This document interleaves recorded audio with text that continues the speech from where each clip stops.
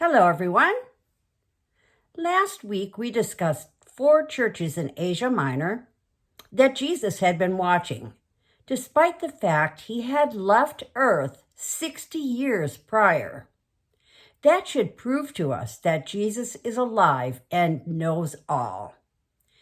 The Apostle John must have been amazed at all Jesus knew, though Jesus had been in heaven all those years. Guess what? Now you can rest assured that he knows all about us too, making our judgment one day obviously true. We begin today with the church at Sardis. I don't know if this church is like yours, but I can actually name some churches exactly like this one. Sardis was a very wealthy church, and it looked alive. But in chapter 3, verse 1 of Revelation, Jesus says, "You have a reputation for being alive, but you are dead." Imagine Jesus saying that to your church or mine. Guess what? That is exactly what he is saying to many present-day American churches. Without hesitation, I can tell you Jesus is saying that to churches that support and honor homosexuals. Because in both the Old Testament book of Leviticus and the New Testament book of Romans, God tells us of his view that homosexuality is an abomination to him. Read Romans chapter 1, verses 26 to 32. Where God is very clear that he, quote, gave them over to their shameful lusts, and they, quote, received in themselves the due penalty for their perversion. What is that penalty? It is definitely not an eternity spent in heaven. Tell me where it says God created man and woman as a homosexual or a lesbian. It definitely doesn't. Verse 28 says God gave them over to these shameful lusts because, quote, they did not think it worthwhile to retain the knowledge of God. This is 100% true in my own extended family. We were all raised with the knowledge of God, but many have found churches that now, quote, tell them what their itching ears want to hear. How do these churches compare to Sardis? They look good on the outside, but accept homosexuality, which is the very reason Sodom and Gomorrah no longer exists. And some of these churches now recite the Sparkle Creed, which blasphemes the Holy Spirit. And that's the only unforgivable sin. Most denominational churches have split over the issue of homosexuality, and good for them. What does God say about those churches who remain in and support of these liberal thinking?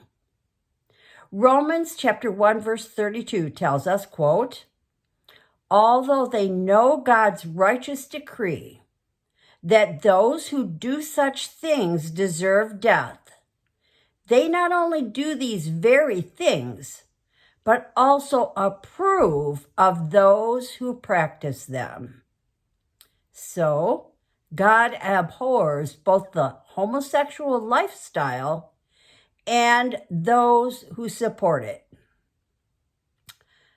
Do you attend one of these sympathetic, they are born that way churches? If so, run away. Sardis was filled with deeds of evil, very corrupt on the inside. It was spiritually dead. Jesus, through the Apostle John, told this church to get back to basics. Churches today have to do just that, get back to basics. They must never abandon the Bible God wrote, even if it appears they are genuinely caring for others by changing churches' teachings to accommodate homosexuals. Some years ago, I was shocked by the words of a pastor's wife who was defending her nephew's homosexuality to me. Remember, she is the wife of a denominational pastor. Here's what she said to me, quote, "Jesus never said homosexuality wasn't okay." I stood there in disbelief. Her church firmly believes in the Trinity. What does that mean? It means Jesus is God. Did Jesus then say homosexuality was an abomination? He definitely did, because Jesus is God. How did an elderly pastor's wife miss that? I was shocked. Are you missing it too? Let's go on to the church at Laodicea.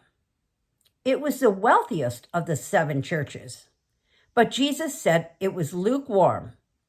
And because of that, he was going to, quote, spit it out of his mouth. Because they were so wealthy, they thought they had everything. But what does wealth have to do with eternity? Nothing. We can take nothing with us when we leave here, except people. Wealth, though, was the security of this church. God was down the line somewhere. I unfortunately see many, many lukewarm churches out there.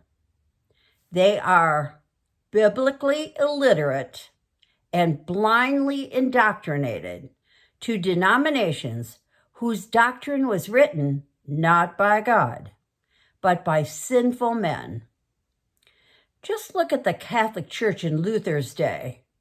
It sold in dollars and cents forgiveness of sin. Look at the churches in Nazi Germany who sold their souls to the Nazis to save their lives while watching millions of people being exterminated.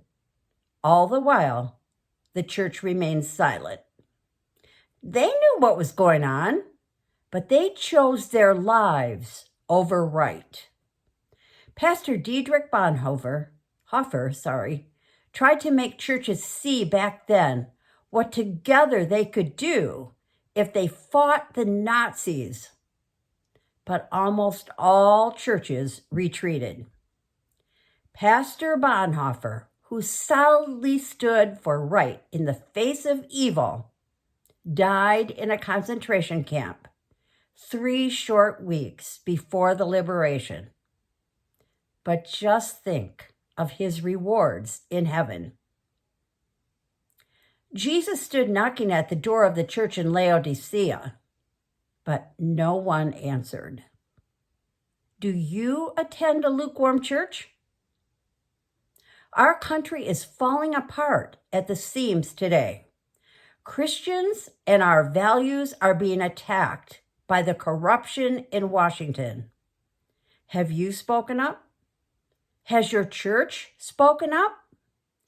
Or are both you and your church lukewarm? So comfortable in your life or in the church of your heritage that you'll sacrifice Jesus with silence, even though you clearly see wrong. What did Jesus say to lukewarm churches and its people? Quote, I'll spit you out of my mouth. Thanks for listening. Today, America is not the place I've always known. I have never seen so much evil. As Christians, what are we going to do about it? Remember the words of Proverbs 30. Speak up for those who cannot speak for themselves. Speak up and judge fairly.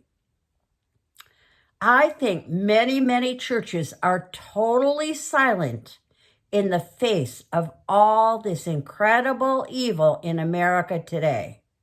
Speak up and urge your pastor to do the same. Next week, we'll look at the one church of the 7 Jesus admired. I hope that church is yours. Is it? See you Thursday.